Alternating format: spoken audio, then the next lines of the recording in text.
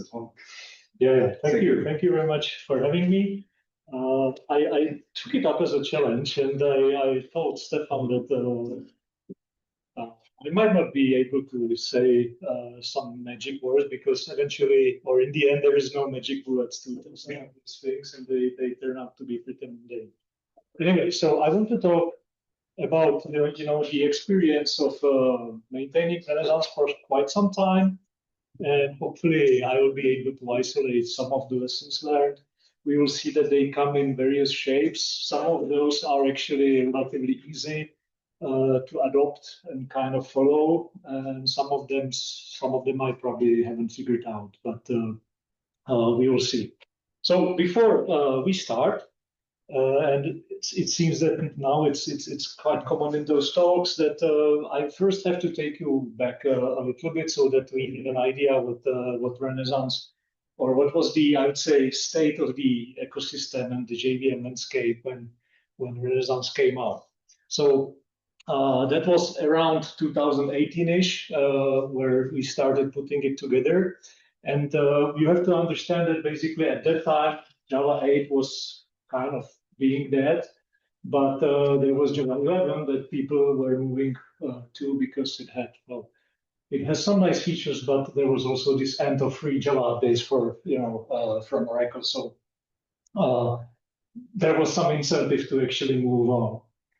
Then we also had, I would say, a moment where JVM started to actually execute not just Java code, but there was already Scala that was an established presence. There was Groovy. Kotlin was suddenly gaining in popularity. So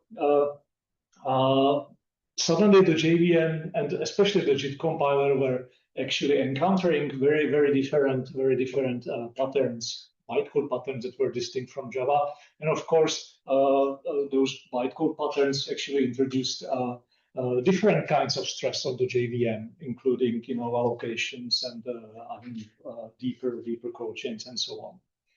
And finally, well, there was this new JIT on the block, which was called RAW-VM, which was surprisingly written in Java, apparently following up on Cliff Quick's advice of never ever writing a compiler in C++ again. So it actually provided very aggressive speculation and inlining strategies, or it actually implemented those. And it also started with some advanced optimizations that were targeting various concurrency primitives. The only problem was that there was also some other things going on. Maybe that might be my cell phone. Well, I'll turn it off. I understand now because, this would be about time where my lecture would start. So I have an alarm so that I don't forget. Yeah. Anyway, so we had the JVM landscape, and there was also something going on. Basically, it started a little bit with Java 8, and it was kind of spreading. Of course, people doing functional programming will just say, yeah, we've been, saying that for a long time. But suddenly, functional programming was kind of, pushed on the masses. So we could maybe say that it has really become a bit more of a mainstream thing.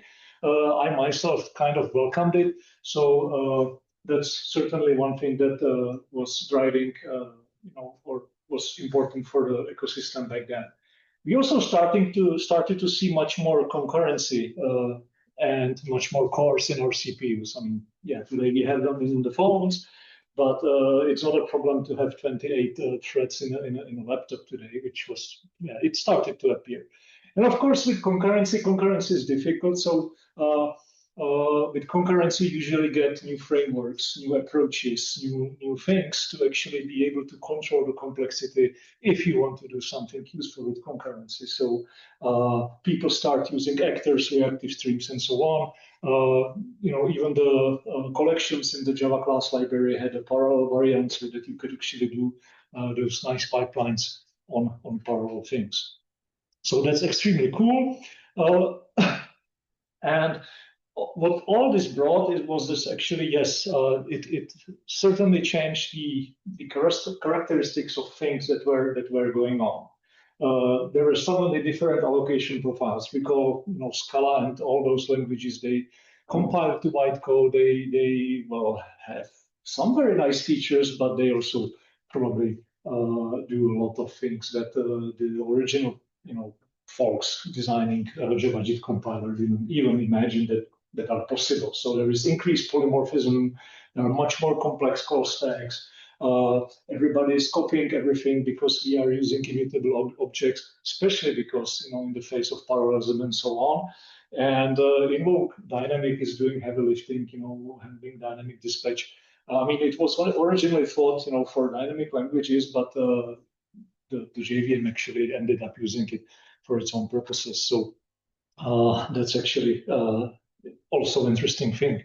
Well, and at that point, the gold standard were the benchmarks that you would, I mean, we were in 2018 back then. So what we had was Spec JVM 2008, which was, of course, much better than Spec JVM 98, but for 1998. We had Da Capo from 2009, and we had Scala Bench, which was basically Scala workloads slapped on top of Da Capo, which was at least something.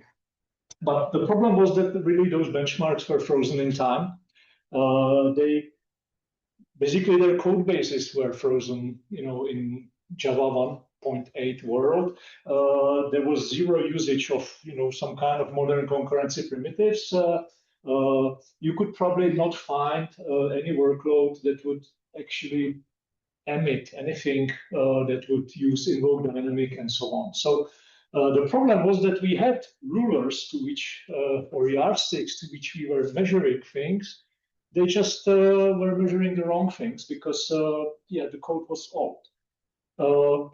And when people started to come up with new optimizations, well, especially for the parallel things, they just weren't triggering because the old code didn't really have anything in there. So that basically got us to a situation where we couldn't really measure progress anymore, at least in those kinds of optimizations. So basically the new and legacy compilers would appear to be the same because the code was just simple. I mean, the distinction is for example, already visible between, for example, Spec JVM and Da Capo. I mean, even those two are from relatively the same period. The Spec JVM code is, I mean, it looks like it's been written by C people or people writing in C who just used a C-like language, Java, to actually write code. Whereas Da Capo is, it's object-oriented, and yes, Scala, it's completely bonkers. But still, that doesn't really change the fact that the code base was old. So at this point,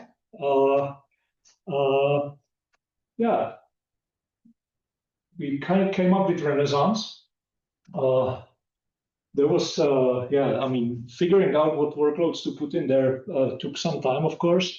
But the idea was that we will provide some workloads that, let's say, speak modern Java to a degree. Okay, so the workloads, well, each of us, and actually the list of authors that I mentioned at the beginning is incomplete because there was actually more people involved in that. We kind of derived the existing, the workloads from existing benchmarks and apps. And sometimes we took an example from a web. The idea was, and of course, I'm not denying that we are in close collaboration with Oracle people from especially Oracle Labs, that we know that they are basically trying to run, I mean, as VM developers, they are trying to run anything they can lay their hands on because that's how they get code that they can optimize things on. So we took mostly things that were existing, somehow adapted it to put together a mix of things that is modern, that is using some modern primitives, modern features, and it actually uses frameworks that are used by people in production. And basically, those frameworks target modern concurrency. They have data and task parallelism. they do streaming and pipeline, parallelism. They do message-based concurrency. All those things that are basically, the new things. Also, regarding the workloads, everybody, well, not yet then, but machine learning was on the rise very much. I mean, that was before ChatGPT, but things were already probably shaping up. Graph processing was also a new thing. And of course, in-memory databases and whatnot. So the Renaissance suite, actually, it wasn't really meant to be a competitor, but it was really meant to somehow complement the gold standard suites. We did a number of characterizations to see how it actually stacks up. So, and we hope that we will actually end up, with similar complexity and let's say the use of object-oriented programming things, because we certainly wanted to avoid creating a suite of micro benchmarks.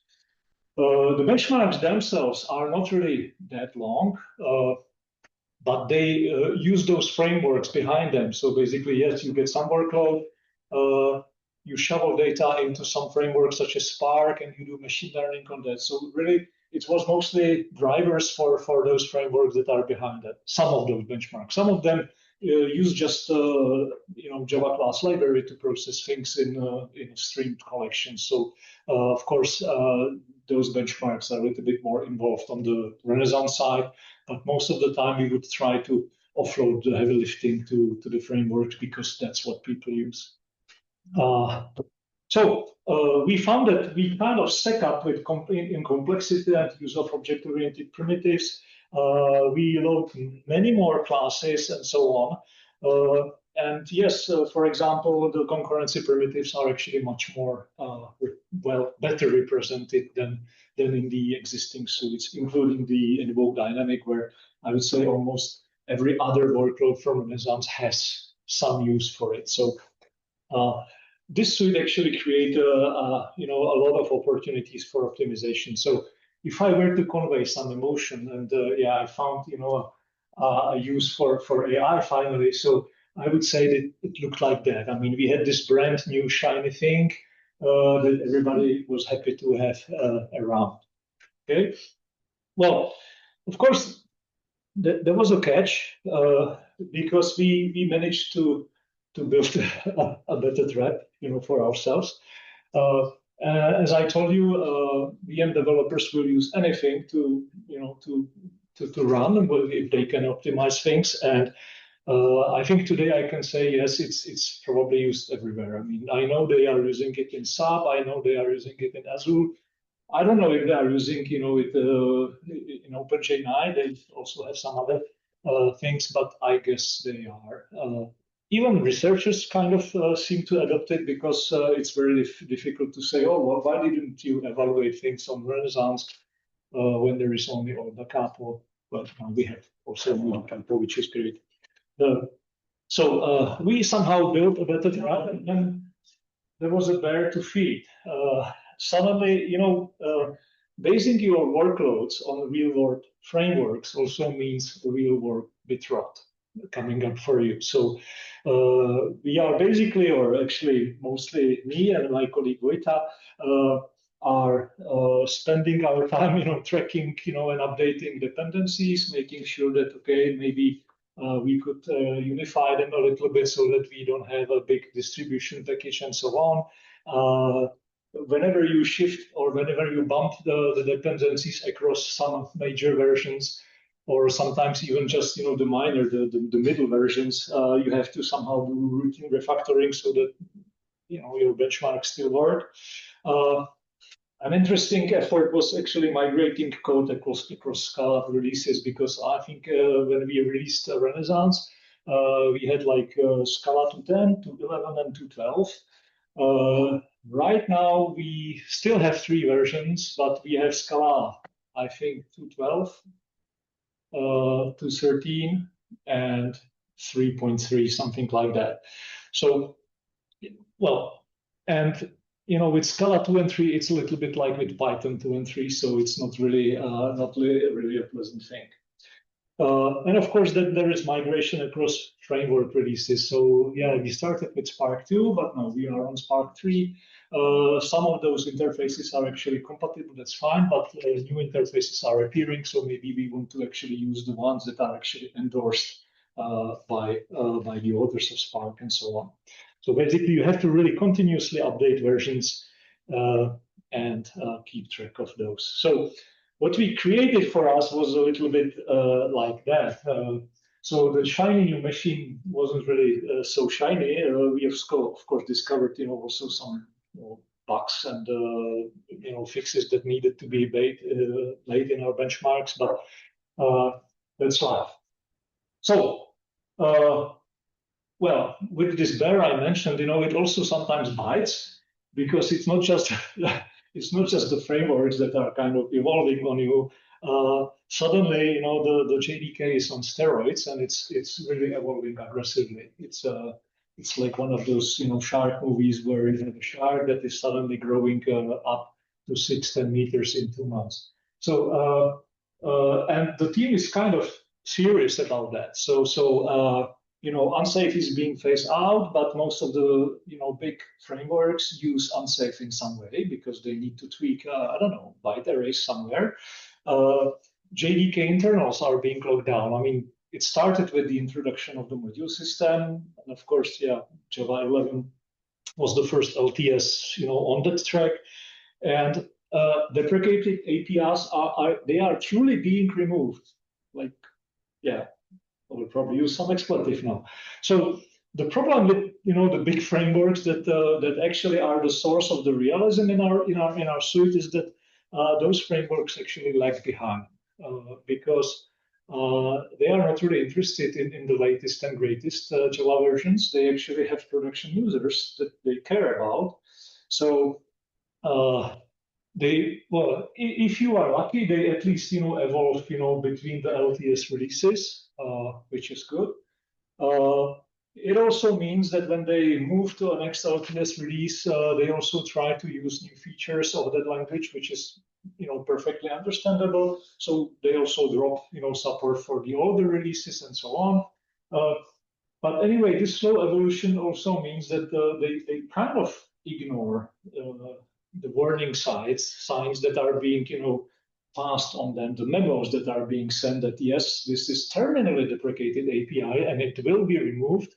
And then suddenly there is a commit on the OpenJDK development which breaks things because they just removed some kind of API that the framework was using.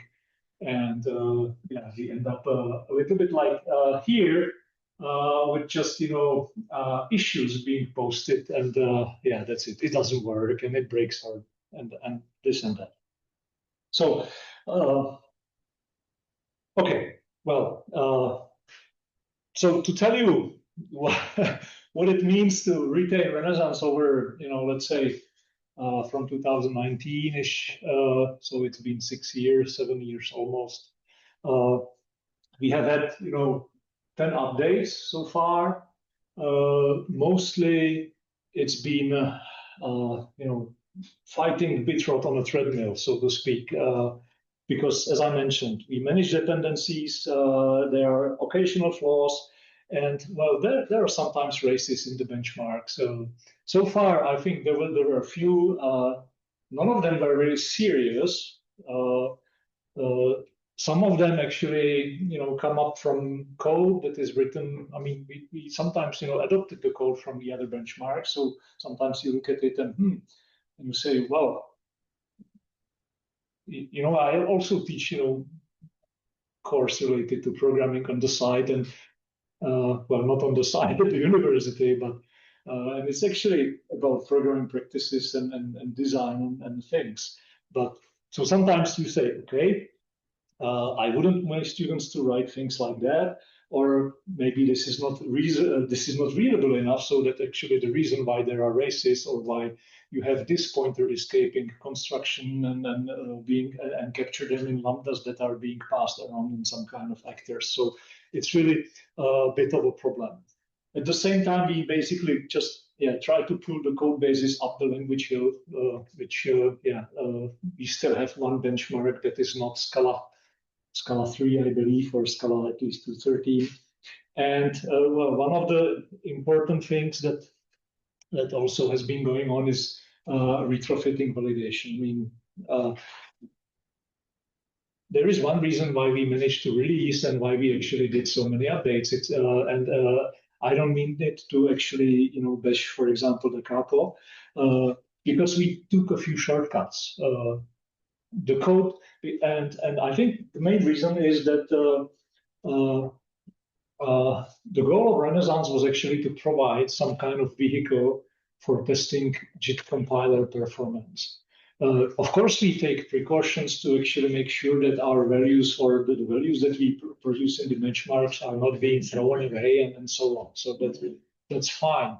But sometimes there are subtle races which actually came from the original code, and they are being slowly fixed as we discovered them, and actually finding them or analyzing the root causes is sometimes relatively time-consuming.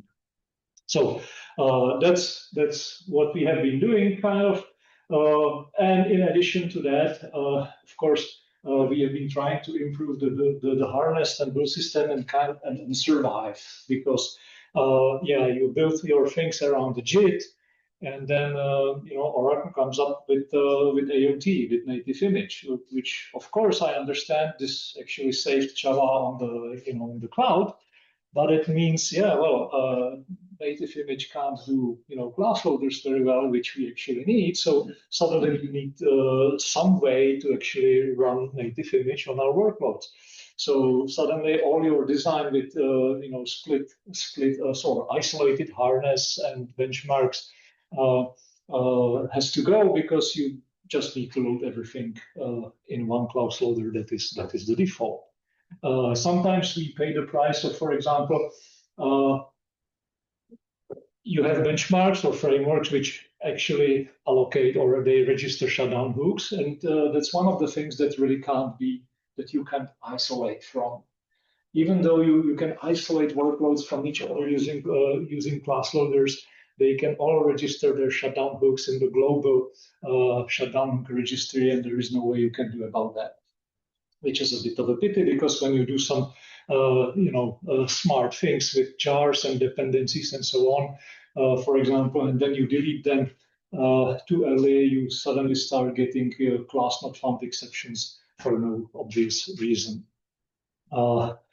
With the bear here, you also, the aggressive bear,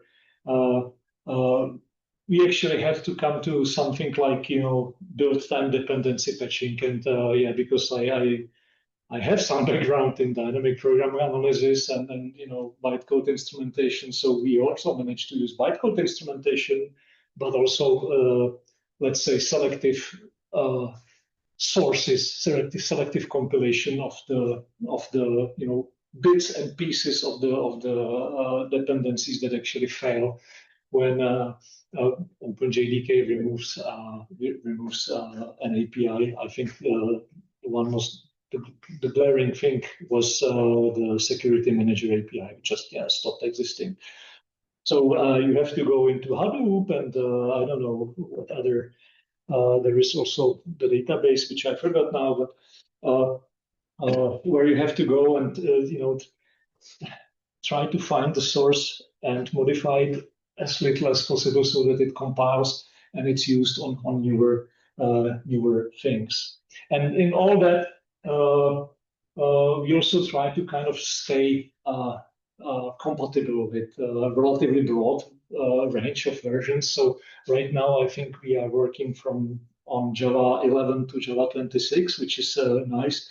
But yeah, I think my colleague Vojta has aged few years, figuring out the CI testing matrix and not rebuilding everything and so on. And yes, I have aged by trying to work with the Scala build system SBT, because you need a PhD to actually be able. Well, I have a PhD, but not in Scala, to actually do something with that. But so far, I must say that, at least it's building. If you check out Renaissance today, or basically any time in the last 6 years, you could just do SBT, Renaissance package, whatever, and it would build. That was one of the problems we had, for example, with Da Capo, because Da Capo has become basically even unbuildable with modern tools. Okay, so that's the reality. So yeah, we are not giving up. Yeah, and we try to be a little bit happy about that. Okay, so I guess that's for the introductory. Well, not only the introductory part, but to somehow convey what was going on.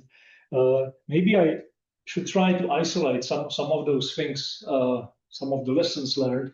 That well, maybe if you want to build a benchmark suite yourself, that might be worth looking at or maybe adopting. So I have a different kinds of lessons. So the easy ones are, for example, related to the harness design. I mean, they are easy to adopt, and still some of the suites we are seeing are not having the features that we should have. So, for example, having the harness reasonably extensible via explicit hooks, because very often you want to collect extra data and for example, CPU performance counters or whatever from JMX, and you want to actually synchronize that with the execution phases that are happening in the Renaissance. So that's one thing we are missing, and we actually internally we are using modified spec JVM in Da Capo and Scala Bench to actually give us this power so that we can actually collect other data. Well, of course, the harness and the plugins and benchmark should be completely isolated, which is fine. I would say most benchmark suites do it, or the ones that are relevant. But then again, suddenly you need an escape hatch for AOT compilation. So we came up with a trick where we just create an empty jar with just a class path and disable the module loading system that we have to isolate things, and that way we can actually benchmark native code or the native image. And I was happy to see that this was actually the approach that was also adopted in Da Capo. I think Francois actually pushed it to Da Capo because that makes things easier for Oracle. Of course, it should be possible, for example, to override parameters from the command line, because you don't want to uncompress and recompress, 6 gigabyte or 15 gigabyte, distribution image or something like that. Yeah, but I mean, no complaints so far in this thing. One other complaint I would say, yes, please definitely do produce machine readable output. No more scraping the standard outputs to actually get value so that you can process it. I think this is mostly due to our or mine and Peter's and my colleagues' background in I would say heavy duty performance evaluation, where there is no screen scraping is allowed. You have to have data that you can push into processing pipelines, and yeah. So again, we have modified spec JVM and a couple of harnesses so that they can give us CSV. Renaissance also provides JSON because it allows you to capture basically the metadata about, okay, what was the configuration of the JVM when you collected the data and so on. So it's so much helpful. We found out that it's also interesting or useful to provide metadata, usually the VM startup time somehow calibrated to the times that you are actually observing, because that allows you to align system time with the things that were actually happening in the VM. So that might be useful, for example, if you run the VM with perf and you want to see, okay, what you measured, and you want to somehow align that with the traces that you collect elsewhere. And well, one final thing regarding the harness, I mean, those are still easy things. Please do decouple the measurement from the interpretation. It's really important to treat the harness as something, I have it here, a high fidelity telemetry producer. I mean, it should just provide data. And I believe you should really avoid trying to do any kind of statistical processing. Like, I don't know, da capo does in trying to give you a warm-up estimate, or JNH does in trying to give you some stats out of that. I mean, I completely understand why, because usually developers are not really caring about, our statistical obsession with being able to compute things properly. But you also risk that you kind of, if there is a methodology shift, which I believe there is, you will be obsolete and you will be basically providing users with things that are no longer appropriate. And of course, it's difficult to convince the users themselves that it's the right way, that they should just really separate the measurement from the processing. Okay, so that's for the harness, that's the easy things. Now, concerning the benchmarks, it's a little bit more difficult. Well, let's say non-trivial, because of course it's important to focus on what makes a benchmark relevant. In our case, I mean, it might be the algorithm, and then you have I don't know, the computer language benchmarks game. I mean, it's probably one of the most actually longest maintained suite that we are talking about, because I think it's around 2000 it started. I mean, there were some interruptions. Maybe it's the runtime API that you are targeting. So maybe you are targeting collections, or maybe the vector API and whatnot. Or maybe it's really a real-world framework with some kind of workload, which was, I would say, in many cases, what we had in Renaissance. And of course, sometimes the JIT compiler developers and the GC developers may disagree. I mean, there is a slight distinction, or there is some distinction between Renaissance and da capo in that, because really Renaissance kind of inherent goal was really to stress the JIT compilers, whereas da capo was always looking at having huge heaps so that you actually stress the JVM as a whole, which is a completely fine thing, but it's just not entirely comparable. So, for example, Renaissance workloads don't have such huge heaps. They are kind of smaller, but they execute workloads that try to stress, let's say, the JIT compiler.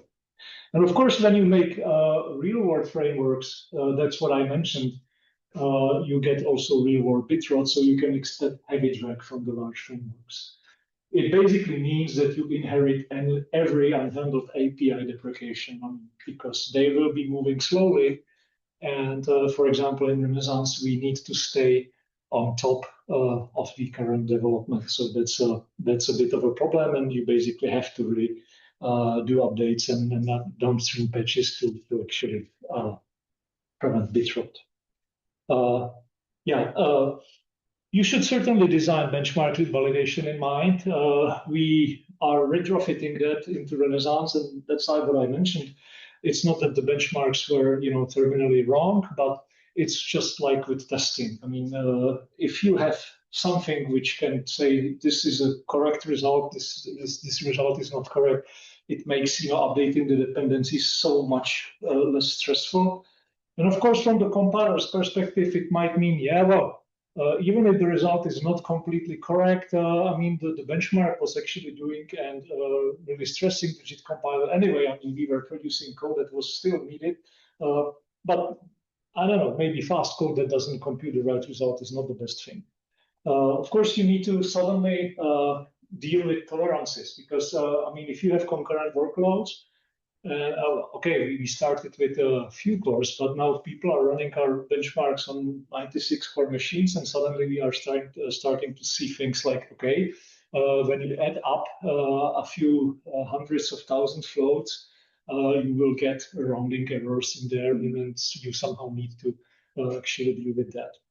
Ideally, when you try to design for validation, you should aim for the end-to-end result, which basically means if you can actually identify what the benchmark is doing, maybe it's supposed to paint the picture in parallel, then you should just validate the picture, not how it actually arrived there. But we have quite a few workloads where we don't exactly have this end-to-end goal. We know that we are stressing it. Okay, we are giving this machine learning algorithm some workloads to chew on, but it's difficult to say what is really the end result. So then that's when the this becomes a bit problematic. My favorite thing is, design benchmarks to behave reasonably, and we still have some fixing to do here. I mean, at the very least, repetitions really should do fixed amount of work, which might actually seem easier than done. For example, we have taken care to make sure that, for example, whenever there is some randomness, we initialize the seeds and so on. But then, as you discover what the frameworks internally are doing, you might see that, okay, you fix the seed, so you get a predictable sequence of random numbers, just your threads are not consuming that sequence in the right order because they are being scheduled non-deterministically. So that's a bit of a pain, and there certainly were benchmarks, and I'm currently fixing one that this is still an issue. So that's something to keep in mind. And again, if you know that your benchmarks do fixed amount of work, it makes the subsequent data processing much less stressful, because you know that whatever randomness you are seeing is not randomness that you have introduced yourself, because at one point your benchmark does some amount of work, and in another run it does a different amount of work. So that's a nice thing. Well, I want to point out that reasonable behavior may actually lack steady state. Okay, I mean, I guess most of you are aware of the paper from by Barrett and maybe Luca Traini, where they actually identified that even simple workloads don't really stabilize their performance when they are run on a JIT compiler. We have added to the pile, I mean, this upcoming paper at Uppsala, where that's the new norm. Move on, plus some fixes to our behavior. Okay. Let me just give you a little bit more example here. So, I mean, it's a bit of an intermezzo, but let me just show you. This is 8 hours of running Dotty and Scala K-mean. So this is Dotty, and this is something like 8 hours. On the x-axis is really the execution time. On the y-axis, you have the duration of a single repetition. This looks very normal, I would say. I mean, you can see the nice warm up here. And it kind of looks that there is no big deal going on. I mean, unless we start in averaging. And then we run, for example, Scala K-means for 8 hours, and you can see something like that. And this is after, I don't know, let's say 6,000 iterations, and this is somewhere, this is 15, maybe 18. So those things can actually happen sometimes, deterministically. So sometimes it's things that are underlying, that are somehow underlined, in the framework themselves. So we have to figure out whether this is really in the benchmarks or whether this is in the framework. It's difficult to say whether this is right or wrong. I mean, especially if it's something hidden in the benchmark. I mean, in the underlying frameworks, you would just say, well, yeah, that's the compiler has to cope with that. We have some, or this might be actually maybe the specific property of the setup, of the structure of the benchmark code, where you have a function which usually there is some kind of loop, and you might actually cause some kind of I would say compilation storms that are triggering, and the problem is that the compilations are not entirely deterministic. Depending on which compilation finishes first can actually influence the next compilation.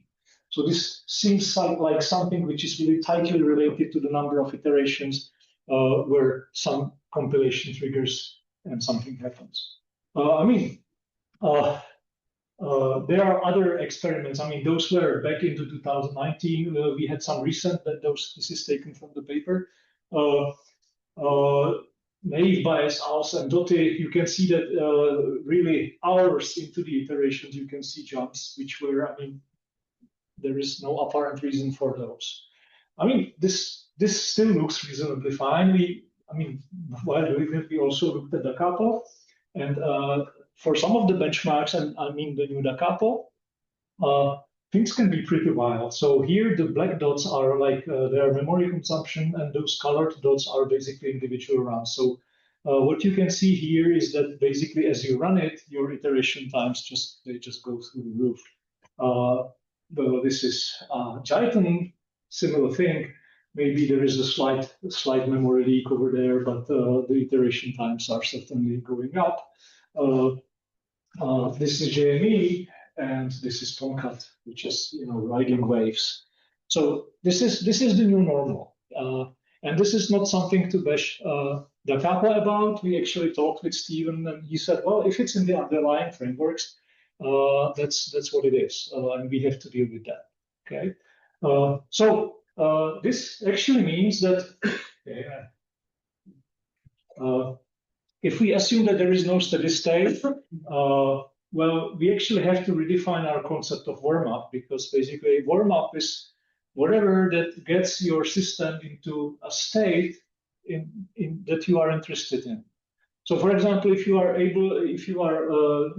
trying to characterize stable performance, well, then you should look for I would say plateaus of stable performance, but you can't expect to have them, there to be indefinitely. If you are after characterizing performance of JIT compiled code, this is basically what we do.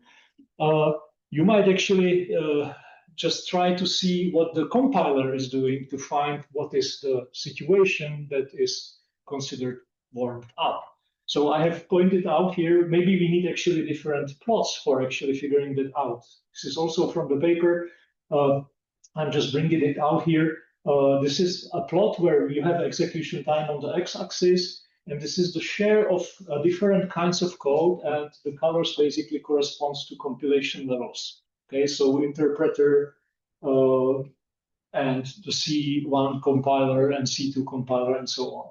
The things in the parentheses here are bits of code that haven't been used in the last hour. So you can see that, yeah, initially there is a storm or burst of compilation, and very quickly the code is actually running on C2 compiled code, because that's what we are interested in. But a lot of this code doesn't survive 17th minute. But I wonder who would actually do 17-minute warm-up. We already do 3, 5, 10, and it's already a problem for running the experiment. So this is just to say you actually need to define what is warm-up for you, because you can't really rely on the system to be completely warmed up. And even if you define that, you can't really expect that there will be a steady state after warm-up. Because figuring out why things happen is extremely costly and gives you relatively, there are diminishing returns. We had a workload where we observed, a repeatable shift, in performance around 2,000 seconds, and we were wondering what that is, only to find out that it's actually related to a shrinkage of metaspace, which altered the memory layout of code. And it was caused by, a timer, which the JVM actually sets, which is related to your heap size.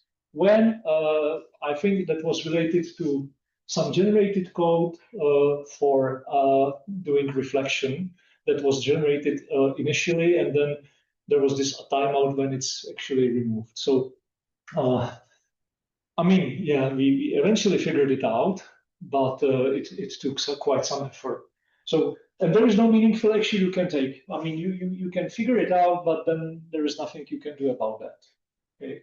So what you really have to think of is that your data is really just a sequence of stable segments.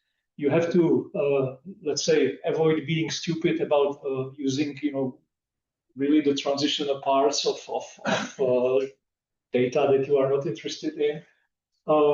It's relevant for sizing the experiments, basically, because the segments can actually appear. They will have a magnitude, and they will have some kind of frequency with which they appear, and this might actually allow you. If you use, I would say, adjusted statistical methods, you might get better confidence intervals if you can take into account, and you might get better, I would say, recommendations for sizing the experiments, basically knowing how many repetitions you should collect after you get something, or how many runs you should have.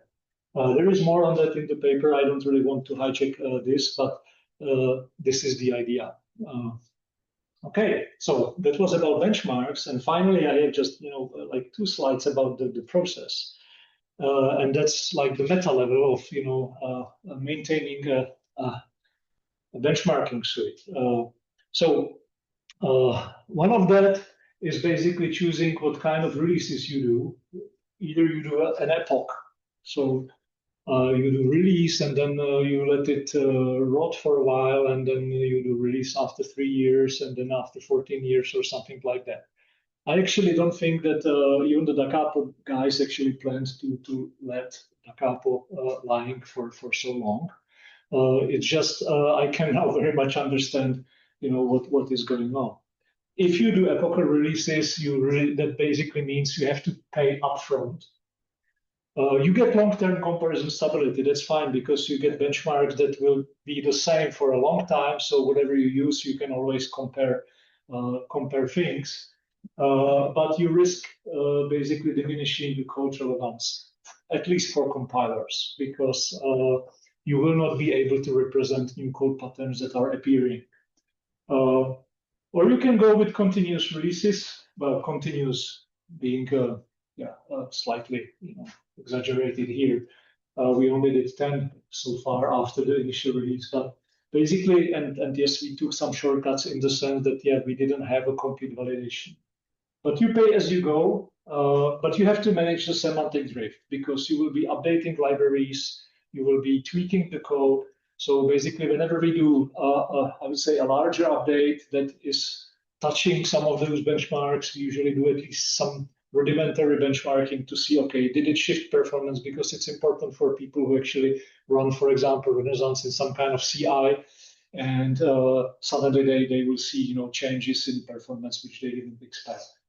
So if you do continuous, you have to keep the code updated, which makes it more relevant for compilers. Maybe not so much for people who are interested in the overall stress of the VM. That's the difference between Renaissance and Da Capo. And of course, for us, the compatibility with the bleeding cache is a goal. It's paramount.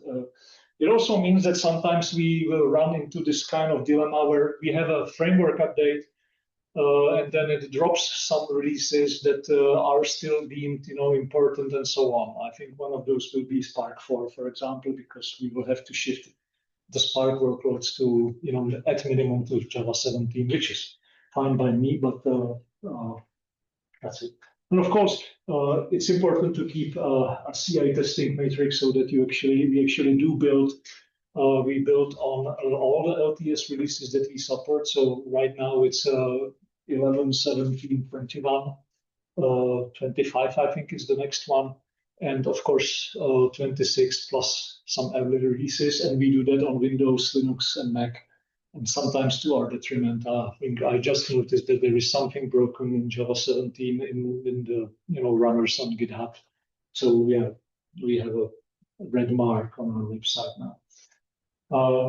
So that's basically, you can pick your poison here. I believe that continuous releases actually, if we were waiting, if we had to wait until we had Renaissance completely complete, which we still don't have, we probably wouldn't have released it, and I think that it did some good.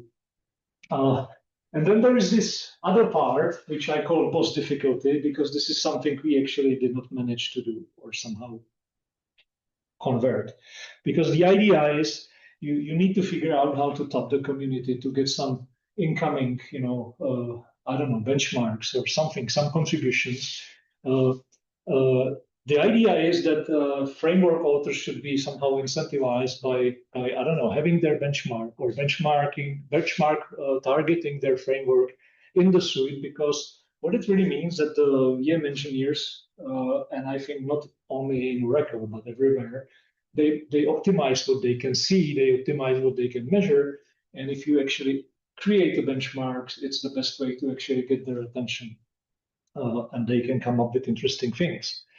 Because if you fail to do that, like I would say we did, you can really just expect sustained defensive engineering effort, because what you will primarily receive are bug reports. So somebody offloading their work on you, and very little, if any, PRs for substantial features, such as new benchmarks or new benchmark candidates. We pushed our students to actually try something, but yes, it's not so easy to create a benchmark. So, okay, I'm running out of time, I see. So I will just conclude quickly. There are basically two threads that I kind of opened in this talk. One was related to Renaissance and one was to lessons learned. So if we think of Renaissance, well, the state of the Renaissance, the moment is that things are slowly moving forward. We are finalizing validation. There is some ongoing work on dynamic scaling of workloads so that we can actually load more CPUs. There are some explorations going on. I'm a little bit afraid that we might be missing some new cool things. I hope that there are some guys who are actually excited about those, so that they will actually submit a benchmark doing something like that, because we just don't have the manpower at the moment. And related to the lessons learned, I mean, if you are considering building a suite or something like that, well, I would say the technical bits are easy. I mean, that's done. What needs figuring out are the non-technical things that are related to, I would say, resources that you can sink into the project. In our specific case, getting some external contribution. And that said, I would like to solicit contributions in Renaissance. I mean, if you have somebody who has some cool framework that is somehow relevant, please do try to make an effort. We will help in any way we can. And hopefully I will be able to just, stand in the background and look at guys getting, their hands burned. And because, well, if not, those, okay, I forgot there are no junior developers anymore. So maybe there will be this guy who will be as confused as the juniors. And yeah, thank you.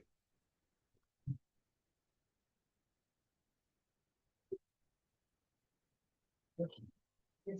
How do you deal with the processor changing frequency between kernels and things like that? Well, the benchmark doesn't really deal with that, but when we measure things, if you measure in hard code mode, which we do all the time, you just turn those things off. Okay. Because then you wouldn't be able to compute anything useful. You have access to the modern processor, you can still turn off everything. Yeah, usually we only, if you want to do hardcore measurement, you should have access to that so that you can turn it off. You can turn the turbo off. If you are measuring on Linux, actually there is a sysfs interface where you can actually turn it off, so you don't have to go into BIOS, and you can even set the frequency, so that helps a lot. I don't know about Windows or Mac, but we mostly measure on Linux.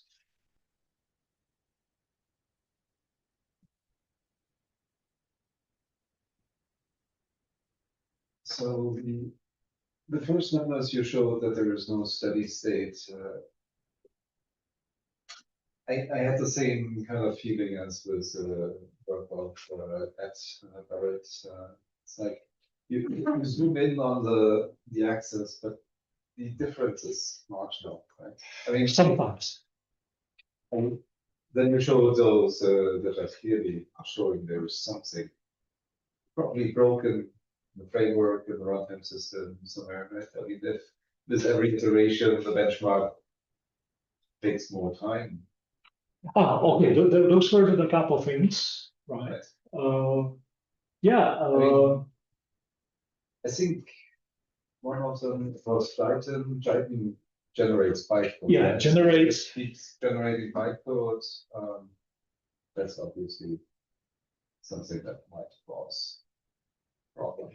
Yeah, I mean, there is the black lines. They would indicate that there is a memory leak. And yeah, I don't know what is the difference in the iteration times here, but of course, whenever there are memory leaks and the iteration times kind of grow, that might very well be connected. But sometimes it's just you don't really see that. Your benchmarking code is not doing that, and you have to really dig deeper to third level of.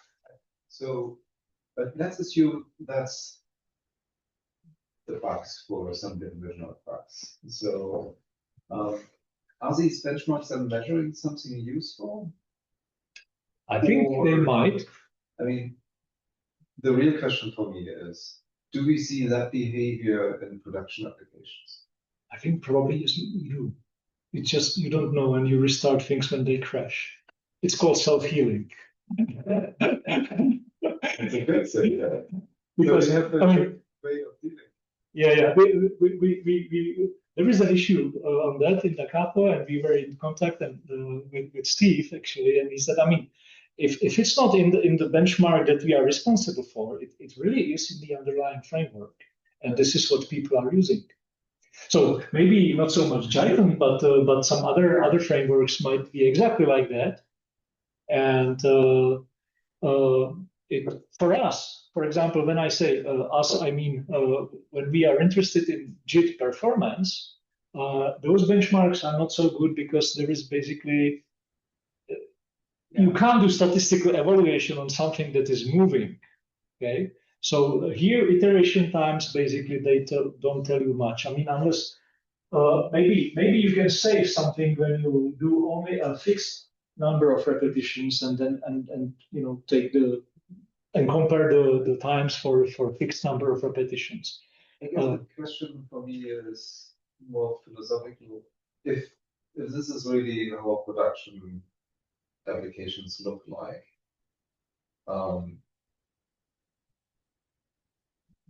so you kind of said, well, maybe steady state is not a thing, right? And maybe we should consider which plateau we want to choose and measure. And maybe that's the right way forward. But I mean, on these graphs, there is no plateau. Yeah, there is no plateau. Yeah. So in production, do we see plateaus? I mean, nobody has a production system. Right? So it's difficult. How do we find out what happens in production? Who do we have to bribe? yeah, that's a good question because I mean, yes, they have, but they are running Renaissance. Even in Oracle, they are running Da Capo Renaissance, whatever they can lay their hands on. Because yeah, exactly, and of course it's difficult to you know get real production applications from your customers, but yeah. I mean, there is limited value, but generally, whenever you benchmark something, you should at least, you know, try to have it running for some time, see what it is doing, and then decide whether there is some value that you can extract out of that. So here, it might be difficult unless you really do maybe a fixed number of iterations. And if you know that the workload is always doing the same thing, you might expect, okay, all the little counters that basically trigger optimizations, they will be in the same state, you know, at that point. But even then, the optimizations are, you know, the order of the optimizations is non-deterministic. So you might actually see noise. But yeah, things happen. We also, I mean, to be fair, we also had a leak in reactors, which we plugged, I think, around Renaissance 14. Those things just happen. It's just we are pretty serious about, you know, the measurement, so we try to fix that as soon as possible. But there's a whole group of other applications that get redeployed every 30 minutes. So. Yeah, I mean, if you just need to spin up a function, right? I mean, but I think the world is going in cycles, you know. At some point, we were, you know, there is enough memory for everything. Then now we need to deploy in cloud, and suddenly we are trying to optimize the size of the image because there is not enough memory. So we are back in the 90s, and maybe, and yes, and when the people doing, you know, AI will give us some memory back, maybe we will. We can go back to having enough memory even on the server side, but I don't know about that. Yeah.